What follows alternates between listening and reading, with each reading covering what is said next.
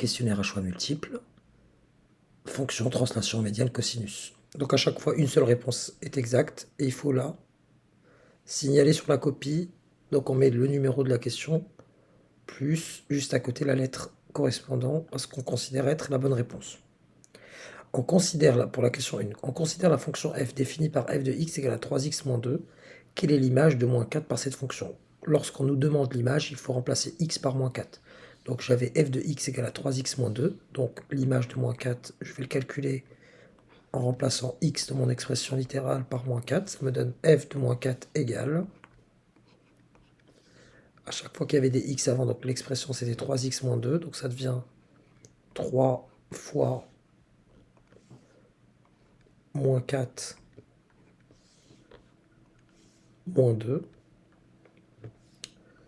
3 fois moins 4, c'est moins 12, donc ça me donne moins 12 moins 2, qui est égal à moins 14. Il s'agira donc de la réponse A. Question 2. Combien vaut moins 5 à la puissance moins 3? Donc entre parenthèses, le moins 5. C'est très important. On ne va pas se casser la tête, on va utiliser la calculatrice. Entre parenthèses, je mets mon moins 5. Attention à utiliser le moins des relatifs pour les calculatrices Texas Instruments. À la puissance 3 égale à moins 125. Grâce à la calculatrice, la réponse est rapide. C'est la réponse A. Quelle est l'image du point J par la translation qui transforme C en A? Déjà, on va s'intéresser à cette transformation. Donc la translation qui va partir de C pour aller vers A. Je ne vais pas utiliser le terme de vecteur, quoique je l'ai déjà utilisé. C qui devient A. Voyons voir ce mouvement-là. Ça correspond à ce que je vais indiquer là, avec une flèche qui indique le sens de C vers A.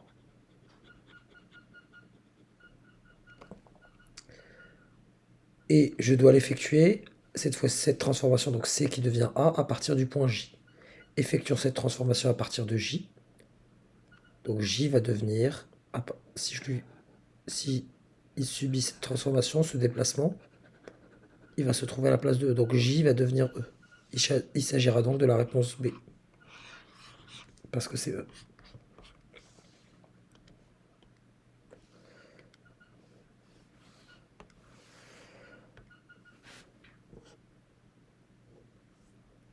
Question 4.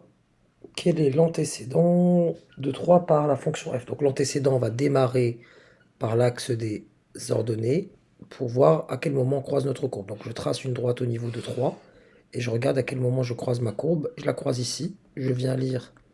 Du coup, je vais faire apparaître avec une autre couleur. Donc je croise ici ma courbe. Je descends et je vois que l'antécédent de 3 par la fonction f, c'est 0. C'est ici. Donc c'est la réponse C. Donc je répète, lorsqu'il s'agira de chercher des antécédents, vous tracez une droite horizontale à partir du point concerné. Et là, vous notez à travers les abscisses, dans les croisements, dans les abscisses, vous avez les antécédents. Question 3. On a mesuré les tailles en mètres de 7 élèves. Quelle est la médiane en mètres de ces tailles? Ici, déjà, il ne faut pas tomber dans le piège. Puisque les longueurs ne sont pas dans l'ordre croissant, on va les mettre dans l'ordre croissant. Donc la plus petite, c'est 1,46.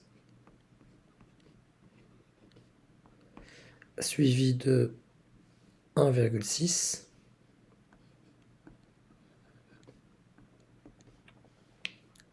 Puis 1,65.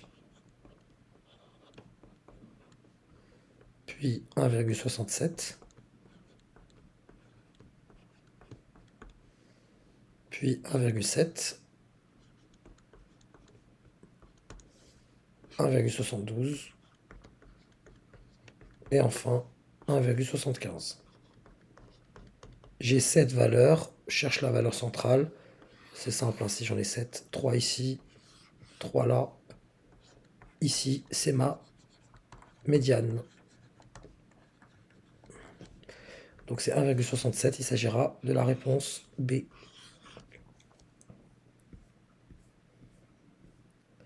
Dans le triangle ABC, rectangle en A, si compte qui n'est pas en vraie grandeur, quelle est la valeur de cos de alpha? Attention, on ne nous demande pas alpha. On nous demande cos de alpha. J'ai mon angle qui est là. Et d'après la formule SO K, enfin plutôt le moyen mnémotechnique de retenir les formules, SO K TOA, puisqu'on me demande le cosinus, c'est celle-ci qui m'intéresse. Donc le cosinus de mon angle alpha est égal au côté adjacent, donc l'adjacent à cet angle, A d'abord, sur hypoténuse. Hypoténuse. L'adjacent, ici celui qui le touche et qui n'est pas l'hypoténuse, c'est 4. Sur l'hypoténuse qui vaut 5, 4 cinquièmes et 4 cinquièmes, soit vous l'identifiez directement parce que c'est évident, parce que vous êtes habitué, parce que vous avez automatisé cette fraction, son égalité comme étant égale à 0,8. Ce qui me donne la réponse A. Voilà, vous avez une fraction, vous ne savez pas à quoi cela correspond, vous tapez à la calculatrice et vous avez votre résultat.